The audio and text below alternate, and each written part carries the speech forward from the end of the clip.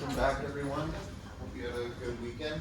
So before I go back to what we were doing last time, I wanted to mention that there's a. So I mentioned this result about the longest increasing subsequence of a uniformly random permutation.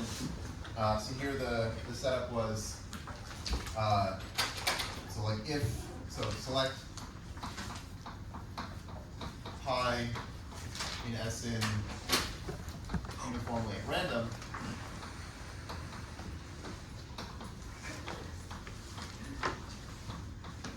And let's let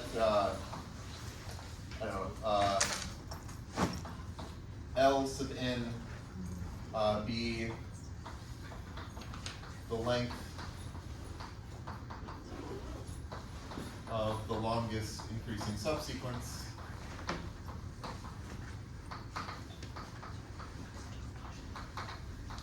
of pi, increasing subsequence.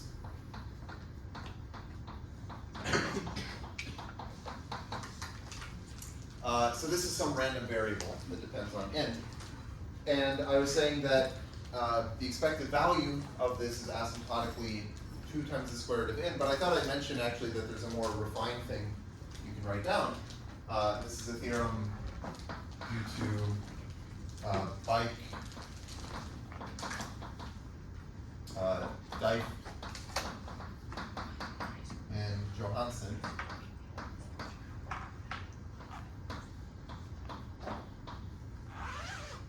From 1999, so not too old. So this says that if you want to look at Ln minus 2 times the square root of n, so this is like normalizing it, and you want to divide by basically the standard deviation, so this ends up being n to the 1/6, or on the order of n to the 1/6. And so what you want to do is look at the probability that this is less than or equal to some real number x. Right, so this is saying we expect this to be around 2 times the square root of n. So what is the probability that when you normalize things by dividing by n to the 1/6, that this is less than or equal to some real number x?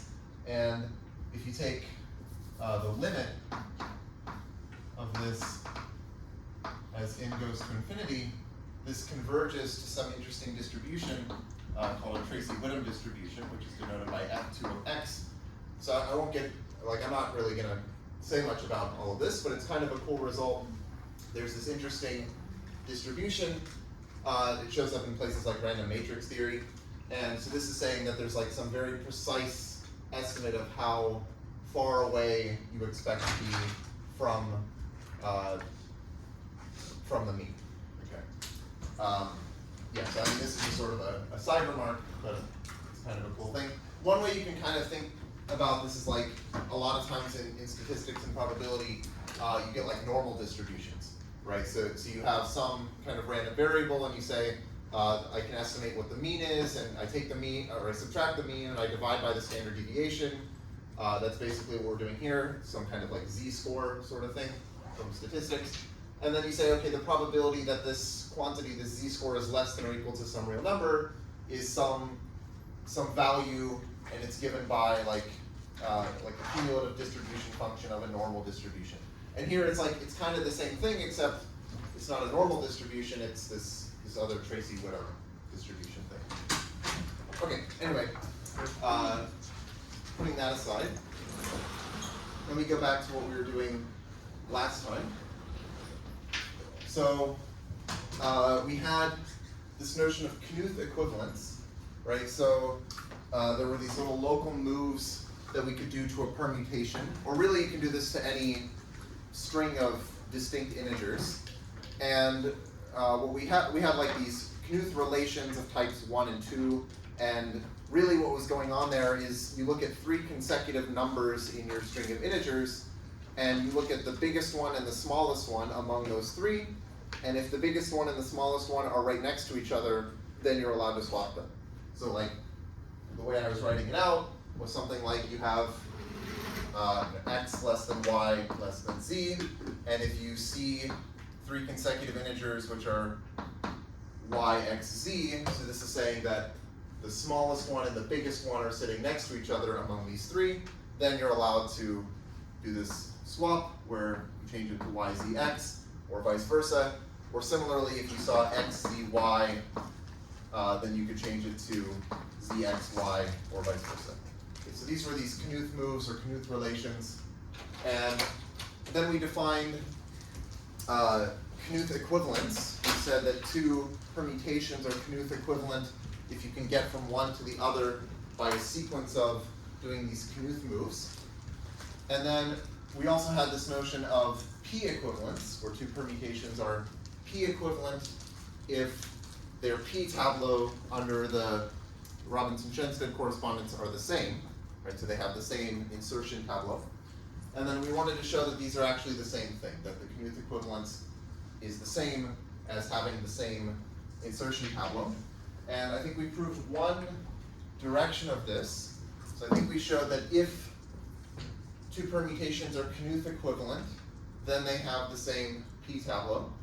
And now we want to go in the reverse direction. So we want to show that if they have the same p tableau, then they're Knuth equivalent. Okay, so let's see. To do this, let me define the row word, or sometimes it's called the reading word of a tableau. Okay, so the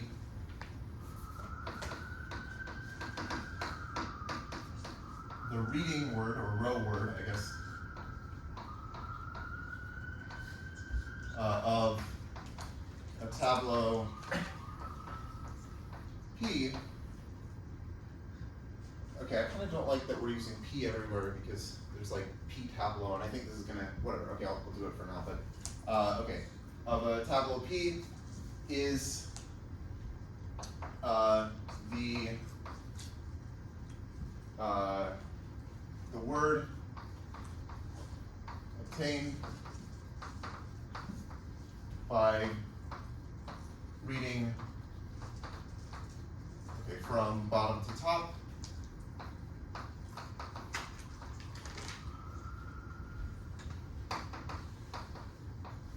With each row read from left to right. Okay, let me just do an example, which I think is better.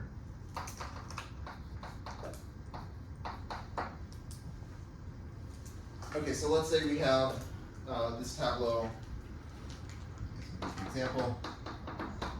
Let's say P is this tableau.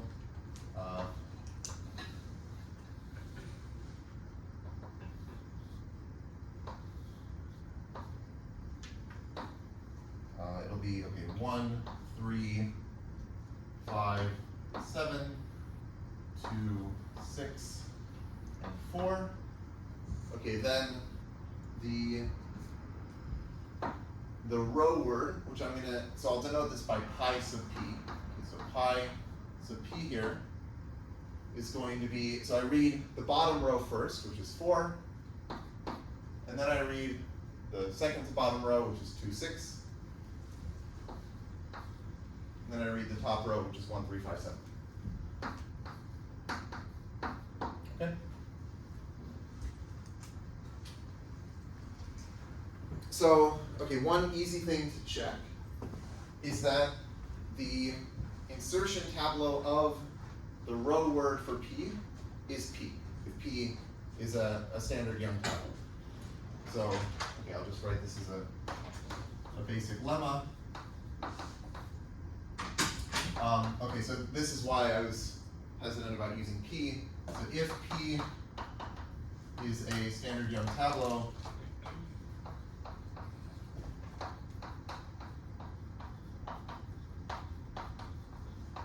then, okay, so the P tableau of pi sub P equals P. And I think this is bad notation. But you get what I mean, right? Like this is P is, maybe I should, okay, for this statement I'm gonna call it U. Okay, so the P tableau of pi sub U is U. Okay.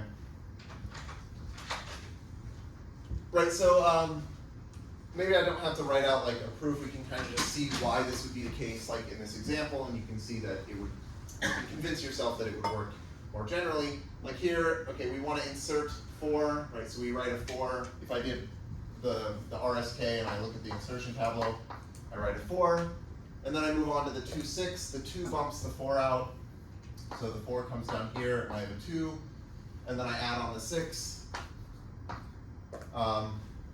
So you can see basically what happened is when I started with the 4, which was like the bottom row, I just had a 4 sitting there.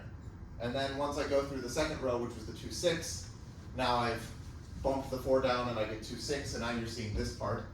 And then when I do 1, 3, 5, 7, I'm going to end up getting 1, 3, 5, 7 here. So the 1 will bump out the 2, which bumps out the 4. And then I have 3, so the 3 bumps out the 6. And then I have 5, and then 7. Okay?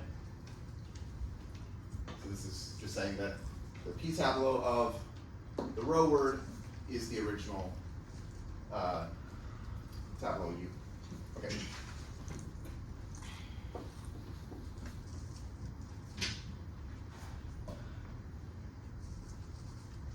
So now let's try to show, okay, so we want to show, oh,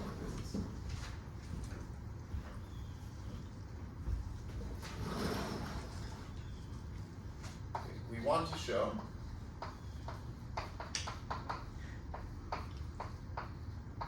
that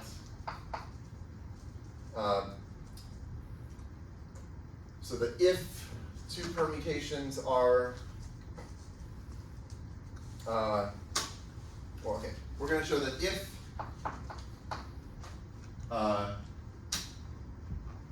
we have some permutation pi, which is Knuth equivalent to pi sub p, so p is going to be some tableau, this is its row word, and we're assuming we have some other permutation which is Knuth equivalent to it, and we want to show that if this is true, then the P tableau of pi is this P.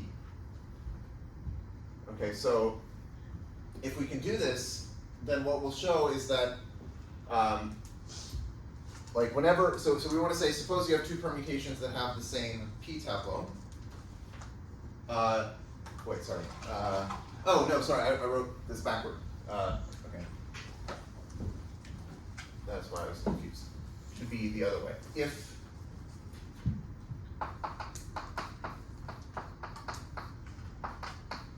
so P is some tableau, and if P of our permutation pi is P, then they're Knuth equivalent. So then pi is Knuth equivalent to pi sub P. Okay? So then what this will show is that if we had any two permutations, pi and pi prime, with the same P tableau, okay, well then call their common P tableau P, well then they would both be Knuth equivalent to pi sub P, so they'd be Knuth equivalent to each other. That's what we do. Okay?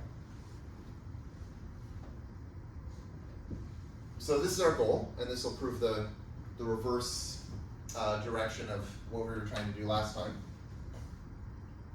So, okay, we're going to do this by induction. So induct on n. Okay, so let's say pi is, well, is a string of length n. So I don't want to assume that it's a permutation, meaning that the numbers are exactly 1 through n, because when I do this induction, I might have like the numbers 1 through like some other set of numbers showing up. But basically the point is like all of this stuff works even if instead of having a permutation of exactly the numbers from 1 to n, maybe you have a permutation of like, the numbers 3, 5, 7, and 12, or some other set of positive integers, and it should work the same. So, so we're going to induct on n. Okay. So we're going to let pi equal pi prime x. So what I mean here is that x is just the last number appearing in pi. Okay, so for x is some integer. And we're basically assuming that this thing holds, this statement, we're assuming that it holds for pi prime by induction, because pi prime is a string of length n minus 1. Okay, so let's let the insertion tableau of pi prime be called p prime. Okay, so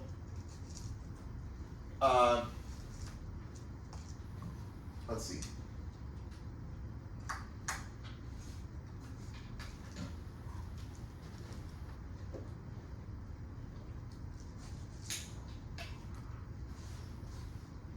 Oh, okay, yeah. So by induction,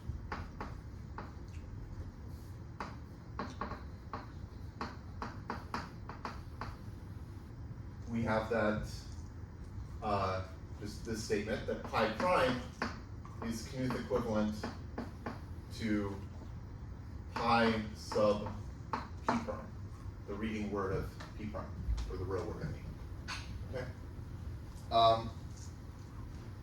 So what we're going to do is we will use Knuth relations to transform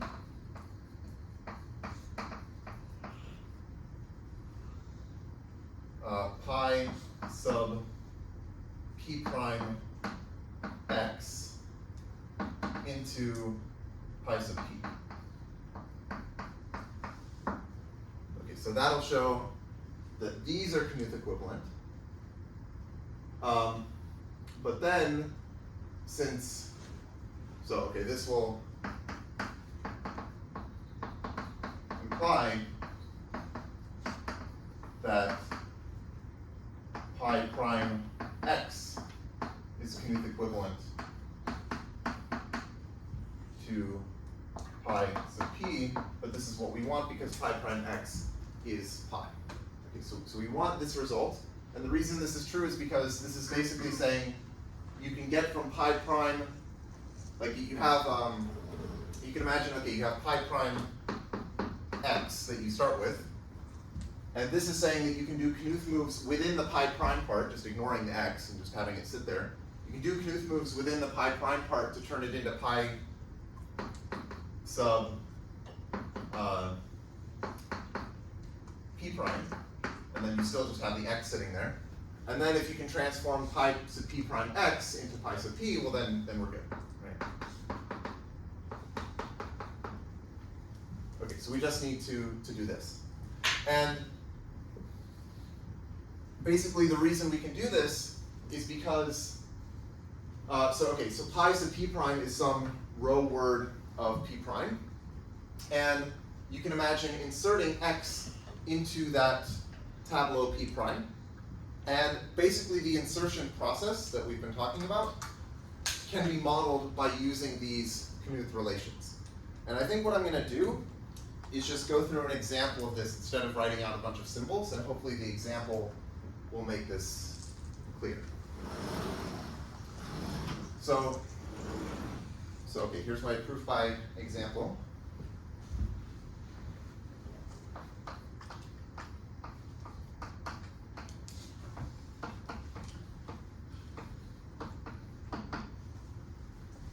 Okay, so let's say that p prime is okay, it's going to be this.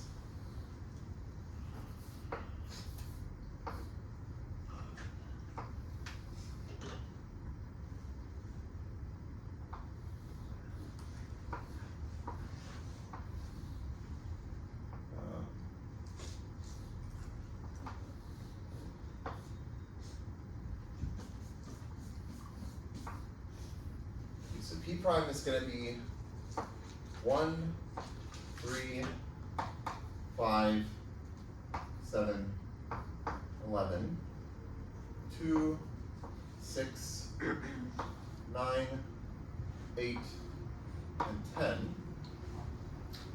And x will be 4. So what this means is that pi sub p prime x, okay, so what is pi sub p prime x?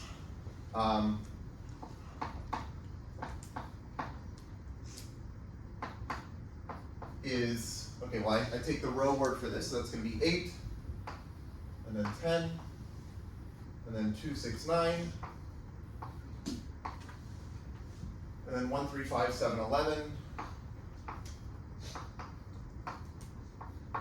and then x finally at the end is going to be 4. Okay, and I want to do Knuth moves to turn this into pi sub p. Okay, so what is pi sub p? Well, it should be what you get when you, right, so, okay, so it should be what you get by inserting 4 into this, or p should be that, right? So pi, this is pi, right? Okay, I should write this. Pi equals this. So pi sub p, okay, wait, where am I? Yeah, there's so many p's. Okay, pi sub p should be the, or where's, okay, yeah, so the p tableau of this is my p. So p is what I would get by taking this, because this thing is what I get if I were to do all the insertion up to this point, right? If I took this and I just did the insertion, just like I explained over there, that would give me p prime. And then if I insert 4 into that, I should get p, okay? So what I want to do is show that that I can change this permutation into the row word of the tableau that results from inserting 4 into this. Okay? So what happens if I'm going to do this sort of in parallel. Let's imagine inserting 4 into this. Okay, so what I can do is notice that over here, I have these 3 consecutive numbers, 7, 11, and 4. And I can do a Knuth move with them, because if I look at the biggest and smallest among those numbers, which are the 4 and the 11, well, they're sitting next to each other, so I can swap them. Okay, so the Knuth move here would be to swap the 4 and the 11. So, okay, I guess it's kind of bad to erase things, but if you pay attention, I'll do the erasing just because this is sort of a dynamical procedure. So I'm going to swap the 4 and the 11. Well, okay, let me do it this. Let me rewrite it down here. So this is our pi, but I'm going to rewrite it down here, and then I'll make changes to this version down here. 2, 6, 9, 1, 3, 5, 7, 11, and 4. Okay, so the first Knuth move that I'm going to do is to swap the 11 and the 4. And I want to think of that over here as taking this 4 and kind of putting it like here, okay? So it's like I had the 4 there. The 4 was kind of sitting there, and if you imagine taking the row word of this, then I would have had the 4 sitting at the very end. But now I've swapped the 11 with the 4, and I want to think of that as like the 4 has now moved and it's sitting there. So that if I took the row word of this, there's like a 4 sitting between the 7 and the 11, okay? Okay, well now I can look at these 3 numbers, the 5, the 7, and the 4, and again, the smallest and biggest ones are next to each other, so I can swap them. So I swap the 7 and the 4, that's my Knuth move here.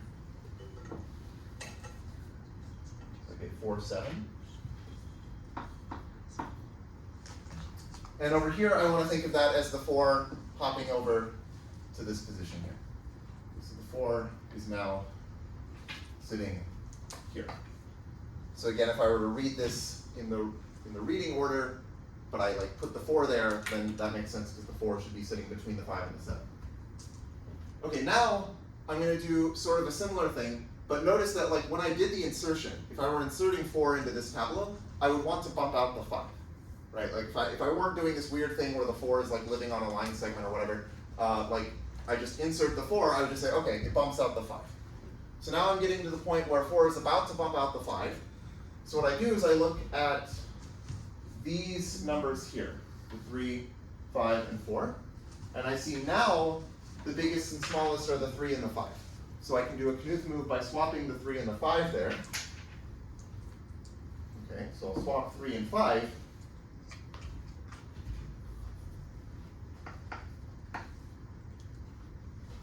And the way that I want to think of that over here is it's like the 4 bumps the 5. Okay, so the 4 sits here now. And I want to think of the 5 as moving over to here.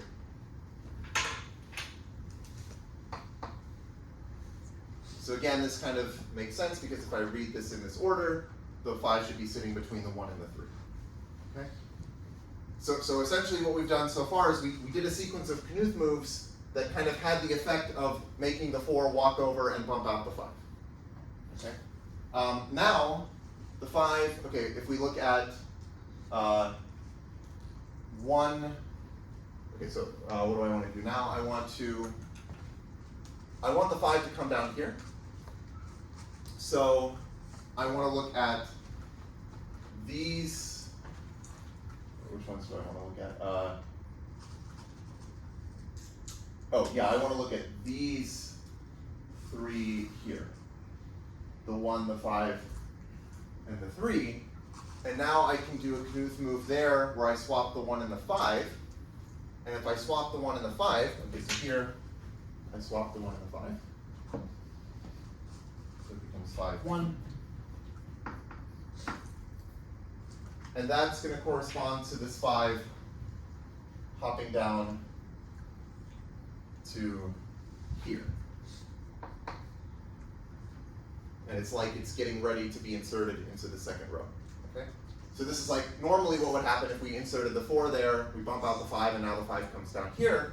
But you can think of it as like, okay, it's like the 5 moved over here by a Knuth move, and now it's sitting there. And now we can just keep going.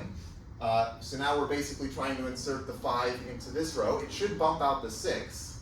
So in order to get that to happen with Knuth moves, we say, okay, let's look at the 6, 9, and 5. So I look at 6, 9, and 5.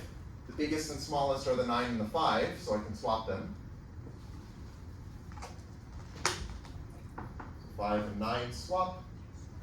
And now the 5 basically moves here. And now the 5 is about to bump out the 6, so I look at the 2, the 6, and the 5. And I can swap the 2 and the 6 because they're the biggest and the smallest. So when I swap the 2 and the 6, I want to think of that as the 5 coming in and bumping out the 6. And then the 6 comes down here. Okay, so let me swap these.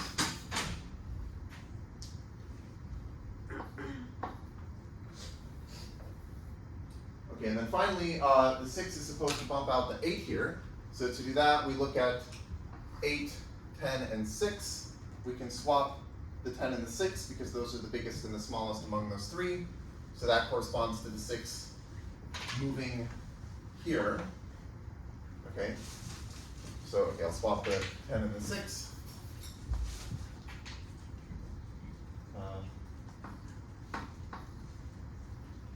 And okay, now finally the last little step is we don't actually do a Knuth move.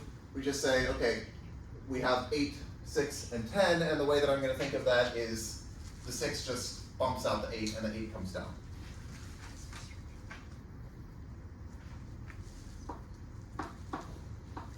Okay?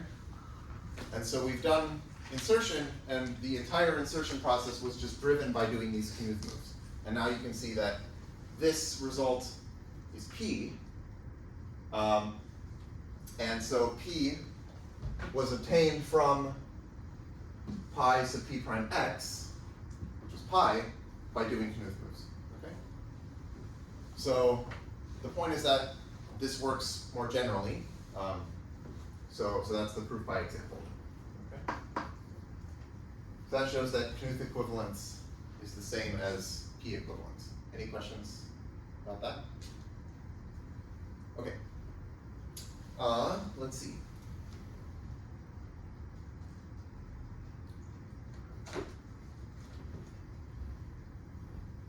Okay, so I mentioned that one of the nice things about the Robinson-Chenstead correspondence is that you can read off the length of the longest increasing subsequence of your permutation, which is just the length of the first row of the corresponding shape. Right, so here the length of the longest increasing subsequence would be, well, okay, here it's sort of easy because you just look at 1, 3, 5, 7, but that's the length of the first row. So I want to generalize this. This is something called Greene's theorem. And basically Greene's theorem will say, okay, instead of just looking at the first row, we could look at a lot of rows. We could look at the first k rows and see, like, what does the sum of the first k row, or the lengths of the first k rows, what does that correspond to in the permutation? Okay, so let me define. So a sequence of numbers is k increasing, or well, okay,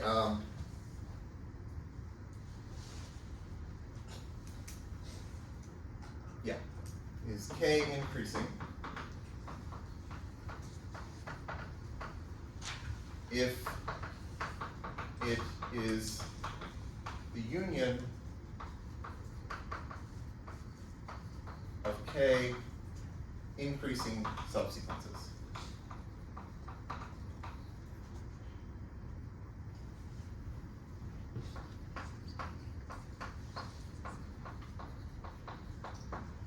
Okay, and there's a similar notion of k decreasing if it's the union of k decreasing subsequences. So I'm going to let I sub k of pi be the length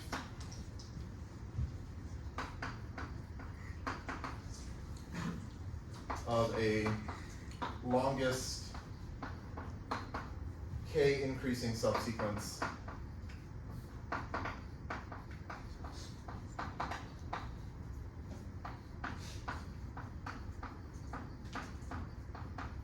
of pi, and similarly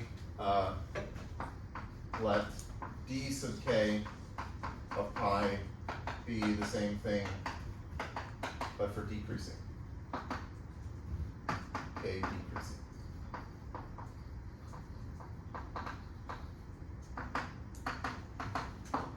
Okay.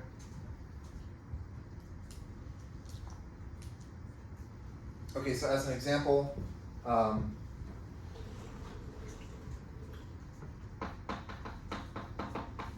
if we take pi to be 4, 2, 3, 6, 5, 1, 7, then, okay, we can look at just a longest increasing subsequence. So an increasing subsequence would be the same as like a 1 increasing subsequence. So we could do something like 2, 3, 5, and 7. So that's, and you can check that there's no longer increasing subsequence. So here I sub 1 of pi is 4. But we could look at these numbers, 4, so this subsequence 4, 2, 3, 6, 5, and 7, okay? And we can write this subsequence 4, 2, 3, 6, 5, 7 as the union of two increasing subsequences, because we can write it as well, like 2, 3, 5, 7 union with 4, 6.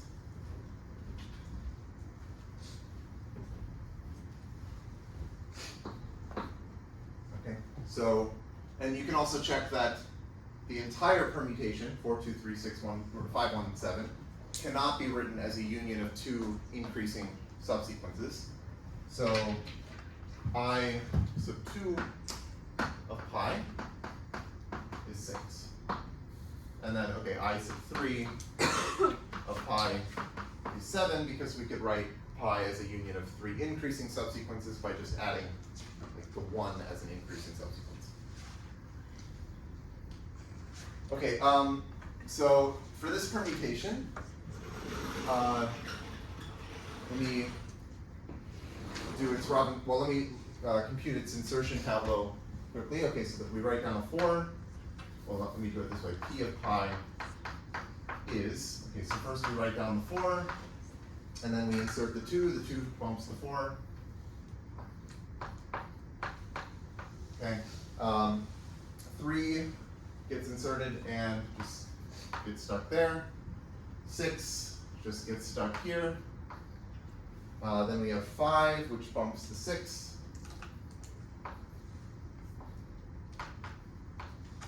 And then the 1 bumps the 2, which bumps the 4. And finally, the 7 gets stuck on the end.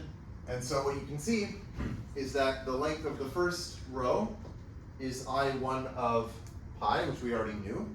But I2 of pi is the sum of the lengths of the first two rows. Right? 4 plus 2 is 6. So in general, yeah, what we're seeing is, okay, well, let's call this, okay, so this has shape 4, 2, 1, and the point is that I1 of pi equals 4, I2 of pi is 4 plus 2, and I3 of pi is 4 plus 2 plus 1. Okay.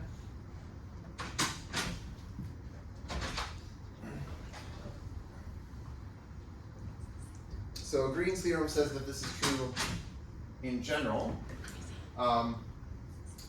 Before I state it, let me, okay, so earlier I was talking about like the transpose of a partition, where you just flip it across the main diagonal. And I figured I should also just introduce a different term for this, which is common, which is the conjugate partition, but it's the same thing. So the conjugate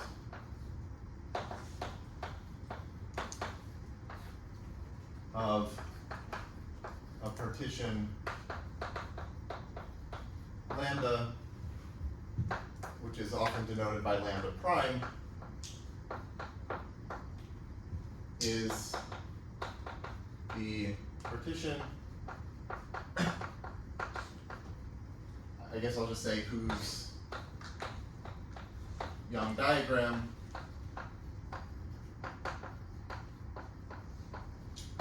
is the transpose of the Young diagram of lambda.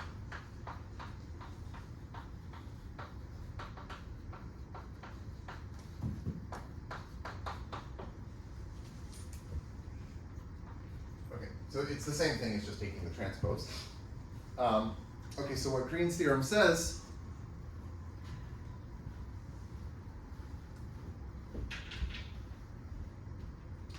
is basically what I was saying there.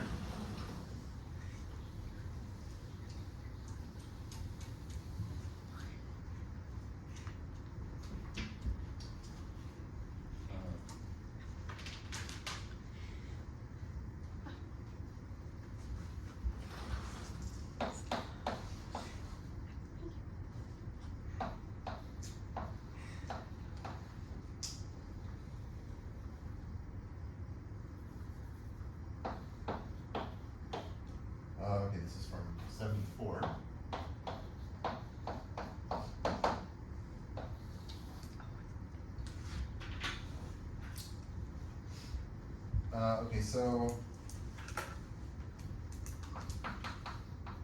for some permutation pi in Sn, let lambda be, well, okay, yeah, lambda be the shape of the insertion tableau of pi. So lambda is just the partition whose Young diagram is this shape. I could have also taken Q of pi here because they have the same shape. Then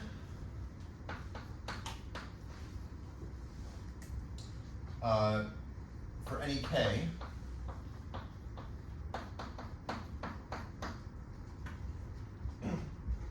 we have that I sub k of pi is just the sum of the first k parts of lambda. And also the corresponding thing for decreasing subsequences, but we use the conjugate partition. So d sub k of pi is the sum of the first k parts of the conjugate partition. In other words, this is the sum of the lengths of the first k rows of this shape, and this is the sum of the lengths of the first k columns of the shape. Okay? And we know that the first implies the second, because we've seen that when you reverse a permutation, that corresponds to taking the transpose of the p tableau, or the p tableau gets transposed. So there's this basic fact that k increasing subsequences of pi just correspond to k decreasing subsequences of the reverse of pi. Okay. So proof. Okay, the second bullet follows from the first.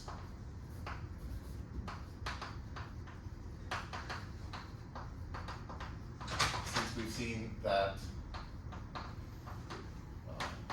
the p tableau of the reverse of pi is p of pi transpose. Okay?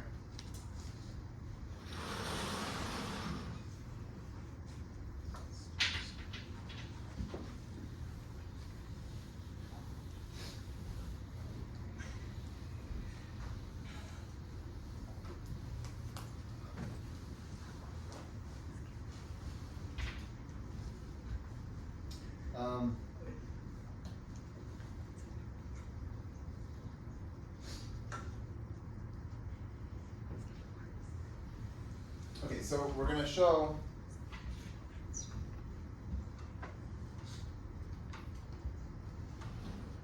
we know that if two permutations are Knuth equivalent, then they have the same p tableau. And we know that if you have any, we're going to choose some pi. Let me say it this way. It suffices to prove this when pi is actually the reading word or the row word of its p tableau. So when pi equals pi sub p, okay, where p is this p tableau. And that's just because we know that, this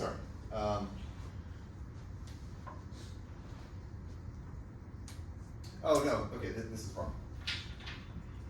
Okay, this is easy. Yeah, okay. So it's easy to prove this if you have the reading word, because, well, maybe I'll just do the example if we don't have an example. Okay, so this is, so I'll just take this example. If I look at this tableau, you can just see that if I take the reading word of this, which would be 4, 2, 6, 1, 3, 5, 7, if I take, say, like, just the stuff corresponding to the first two rows, the 2, 6, 1, 3, 5, 7, that's going to be a 2 increasing subsequence of my permutation, and you can check that there's no bigger one. So I'll just say it's not hard to check that this is true. This is not difficult to check. Verify if pi is the reading or the row word of its p-tablet. Okay, so what we actually want to do is show that when we do a Knuth move, this continues to be true. Okay, so we will show that when you do a Knuth move, you don't change the values of these I sub k numbers. Okay?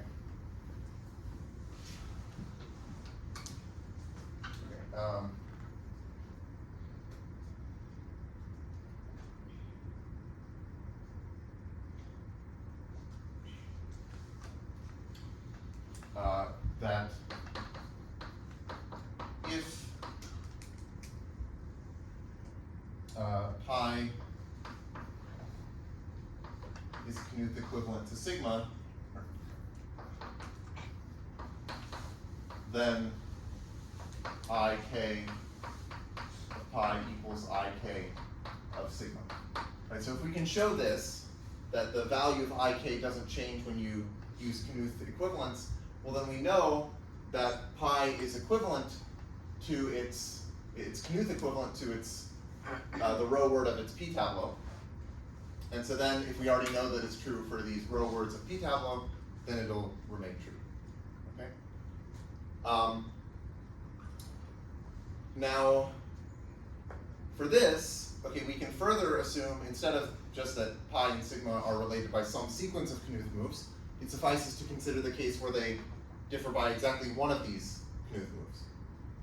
Okay, so it suffices to consider the case where, let's say, pi is related to sigma by a Knuth move of the first type or of the second type. And I guess we'll just assume the first case and like the second type is a similar argument. Okay, so we will assume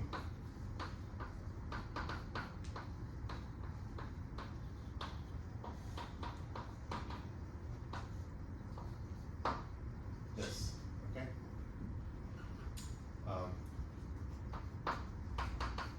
The other case is similar.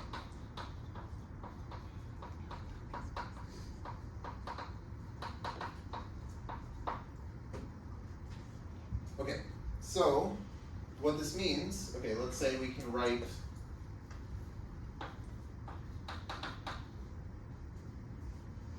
pi as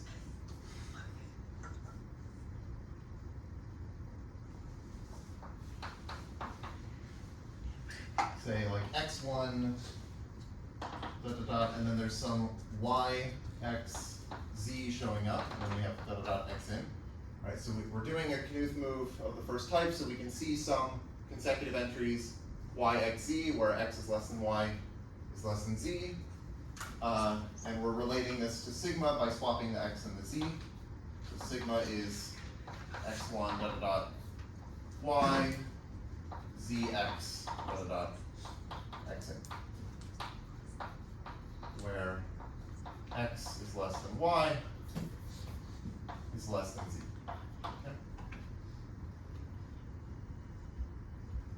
And we're fixing some k, some lowercase k, and we want to show that ik of pi equals ik of sigma. Fix k.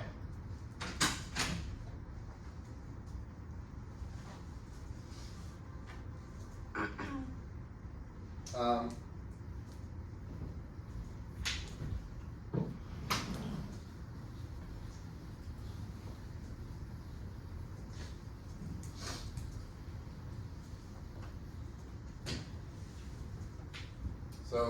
let's first show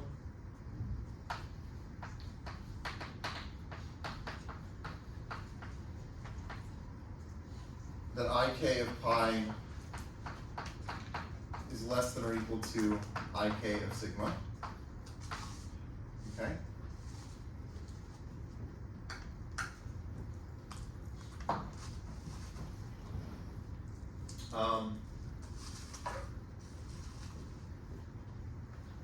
Yeah.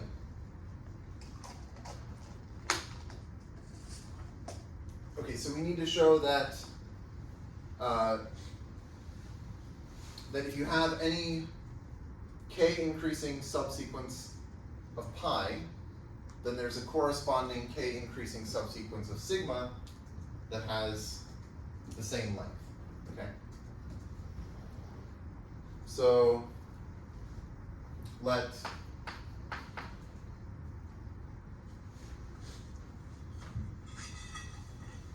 okay, let's call it pi prime.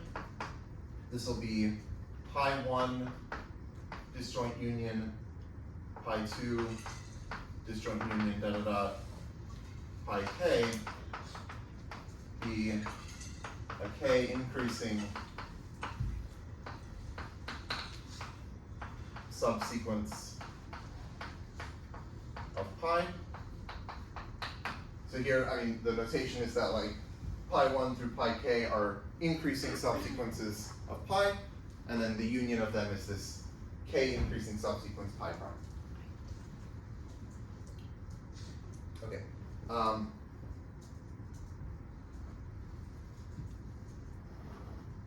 So first, if x and z do not belong to the same increasing subsequence pi sub I, well then these numbers should also form a k increasing subsequence in sigma. Because if you're just swapping x and z, and like you're not really changing any of these increasing subsequences, then this will still, the same numbers will form a k increasing subsequence of pi, or of sigma. Okay, then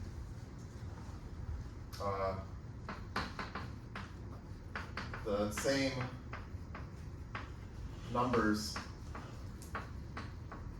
from pi prime form a k increasing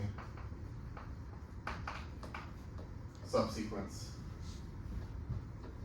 Well, actually, okay, the same, yeah, the same, it's better than that. It's the same increasing subsequences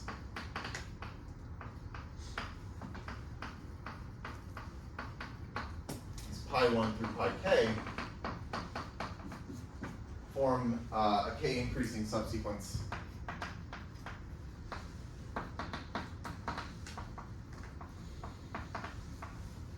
of sigma.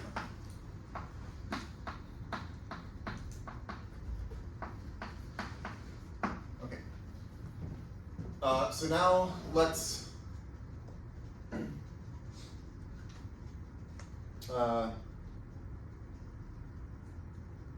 I guess also, okay, you could, yeah, I mean, it's the same thing if like x doesn't even belong to one of the pi sub i's, right? Like if x just isn't even used here, then you're not really changing anything. If z is not really used, then you're not changing anything. So we can actually assume that x and z lie inside of pi prime somewhere, and here again, if they're in the same if they do not belong to the same increasing subsequence, then we're not really changing much. So now let's assume that they do belong to the same increasing subsequence. And it doesn't really matter the indices that I chose here, so let's assume it's pi 1. So let's now assume x and z belong to pi 1.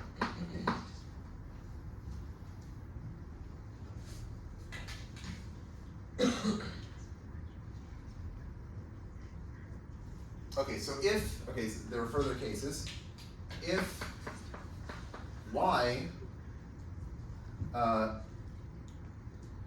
is not in pi prime, so if we did not use y here, then let sigma 1 be the same as pi 1 with x replaced by y.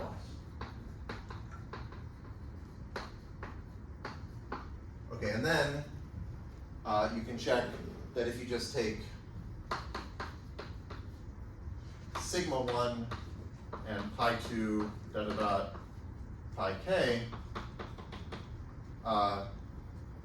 this is a k increasing subsequence of sigma.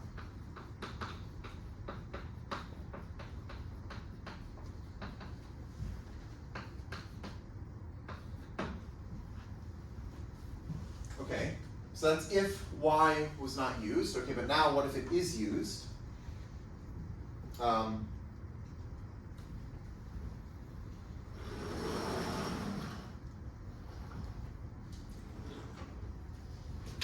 Oh, and I guess I should point out, like, it's a k increasing subsequence of the correct length, right? We're trying to show that we can construct a k increasing subsequence of sigma that has the same length as pi prime, the same number of elements.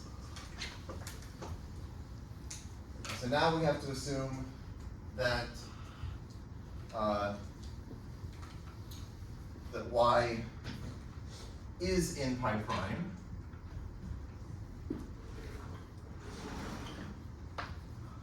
Now assume y is in pi prime somewhere. Okay, I mean, doesn't really matter. Let's just say y is in pi 2. It can't be in pi 1 because pi 1 is increasing and it contains x. So you couldn't have like y and x both in an increasing subsequence of pi, in the same increasing subsequence. So y has to be in some other one of these increasing subsequences. Let's say it's pi 2.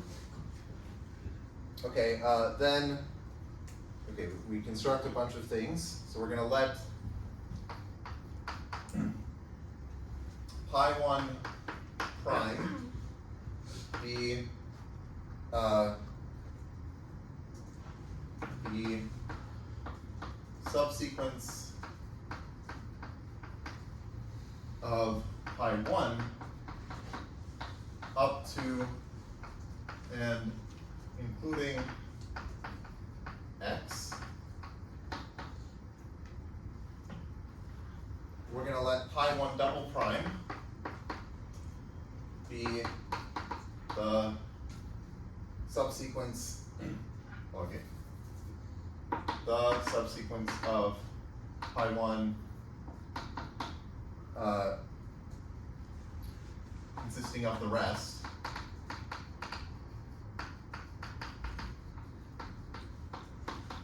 Of pi 1, right? So I've just split pi 1 into the first section, which is like everything up to x, and then the second section, which would be everything starting in c. So it's like z and then the rest. Okay, so pi 2 prime is going to be the subsequence of pi 2 up to and including y.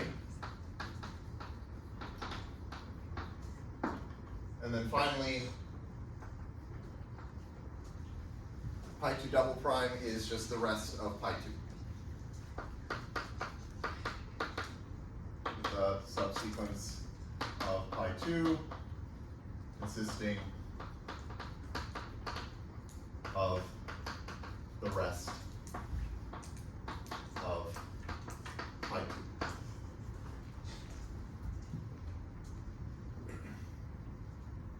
Okay, so then right? So I've written like pi 1 is pi 1 prime, pi 1 double prime, and pi 2 is pi 2 prime, pi 2 double prime. Okay, then, okay, let sigma 1 be pi 1 prime, pi 2 double prime, and I want to let sigma 2 be pi 2 prime, pi 1 double prime. So I have just sort of swapped, I've taken a piece of pi 1 and stuck it onto pi 2 and swapped them, okay? So these are increasing.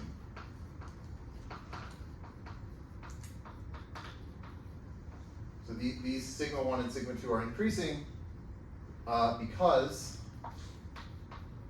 so you can sort of just check, this is because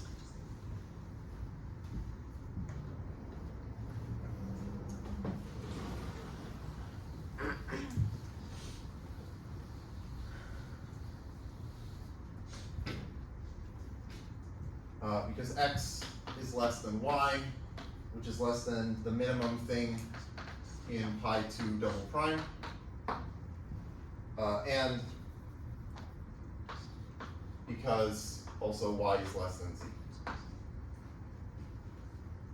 So this condition implies that sigma 1 will be increasing. If you think about how we constructed sigma 1. And then the fact that y is less than z will force this to be increasing. Okay, so now we just let, okay, then if we take sigma 1 together with sigma 2, and then all of the others like pi 3 all the way to pi k,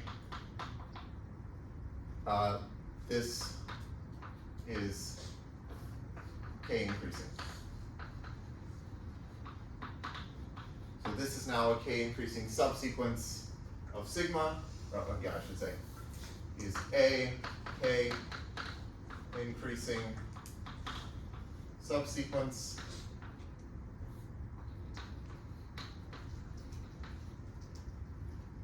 of sigma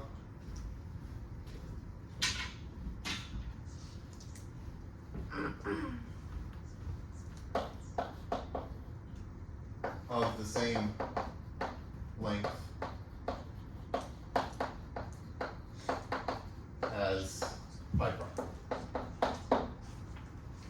Okay, so the point is, we've shown, because of this, that ik of sigma is less than or equal to, ik of pi is less than or equal to ik of sigma. Okay, now we have to do the reverse inequality, but that's easier because, okay, proof that ik of sigma is less than or equal to ik of pi is easier.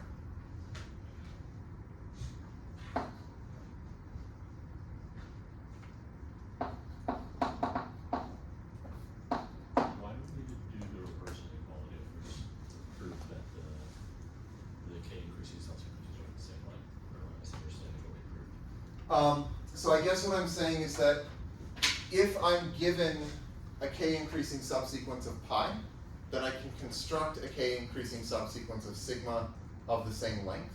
Okay. So that means that, like if I chose, so let's say I chose pi prime to have this length. Now I've constructed something in sigma that has this length. So the longest possible k increasing subsequence of sigma must be at least this long. So that only proves this inequality. You might wonder, well, what if there is some longer k increasing subsequence of sigma that I could construct not in this way? Okay. But it turns out this is not hard, basically because like the way we got from pi to sigma is we just swapped two things that were increasing and we made them decreasing. So like if you have a k increasing subsequence of sigma, well, okay, maybe the way I'll say it is like, yeah, if you have a k increasing subsequence of sigma, then the x and the z have to be in different pieces. They have to be in different increasing subsequences, or just not used at all in one of those increasing subsequences. And that was this case here, right? So, so it's easier because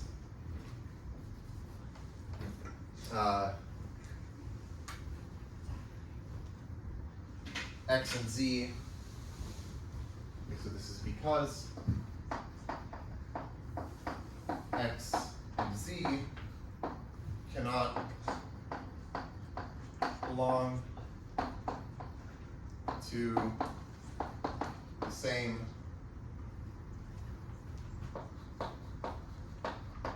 increasing subsequence of sigma.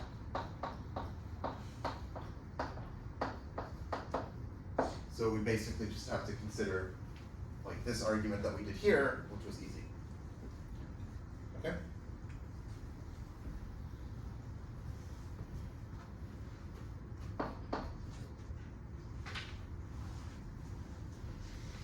Any other questions?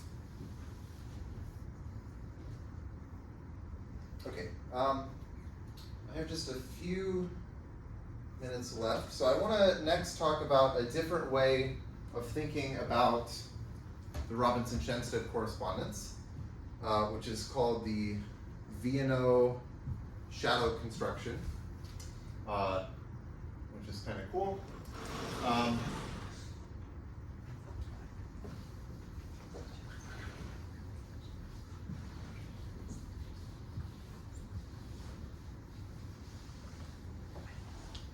And one of the nice things about the shadow construction, other than the fact that it just like looks cool, so I'll show you pictures. Another nice thing is that it allows you to see some other symmetries in the Robinson-Shenstedt correspondence. So for example, we've seen that when you reverse the permutation, when you look at the p tableau, that corresponds to just taking the transpose. But there are other things that you can do to a permutation. You can ask, what do those do to the p and q tableau? Okay, so okay, maybe I'll just give away what we're going to show. So this is kind of cool.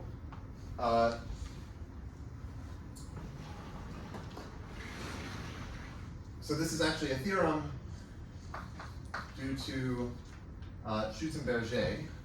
So CHU is dots Schutzenberger.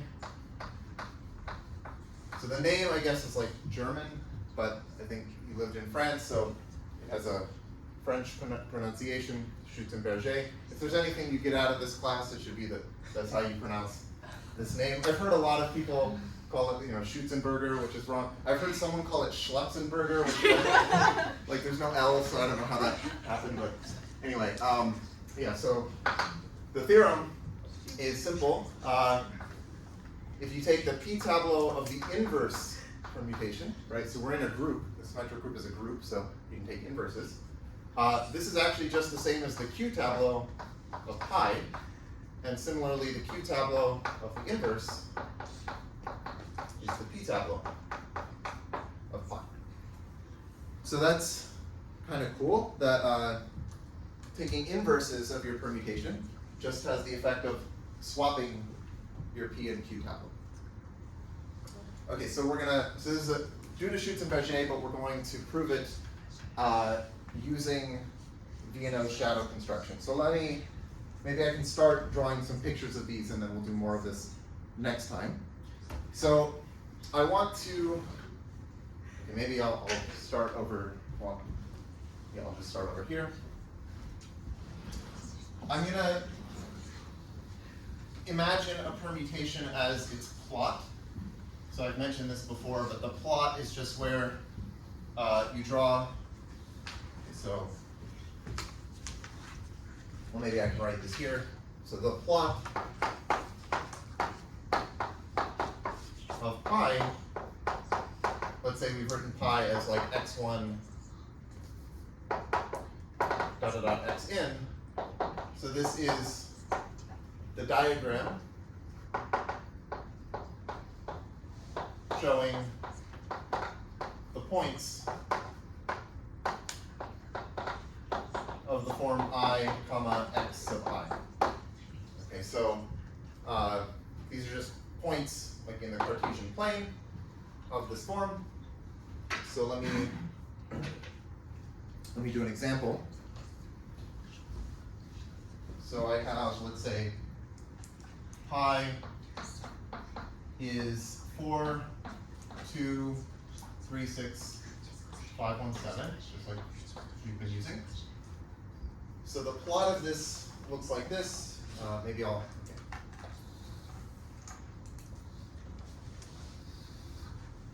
So I have like 1, 2, 3, 4, 5, 6, 7. Maybe I'll draw lines. Go like this. Let me see if I can.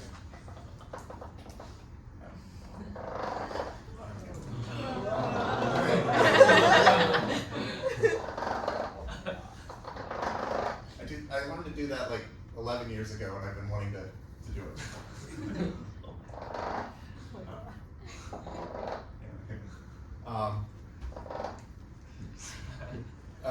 Right, and then, okay, we have 1, 2, I don't know if I have enough room. Okay, maybe this will be a little squash. 1, 2, 3, 4, 5, 6, 7.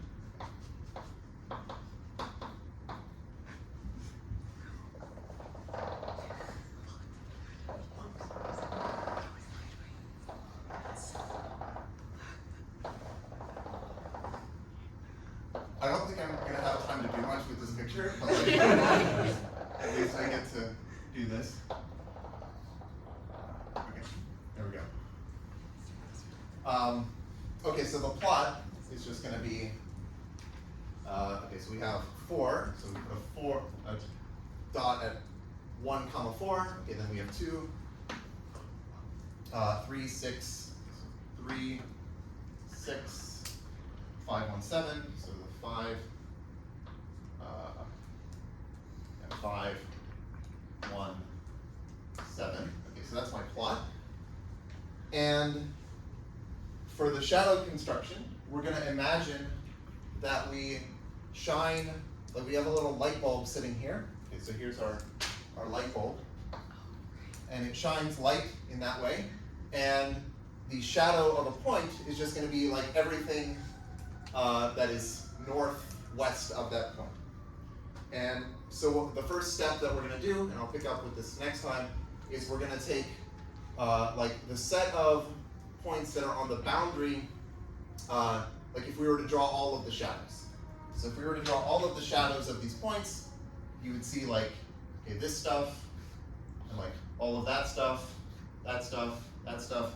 And what you would see if you filled in all of these is you would see like this picture here.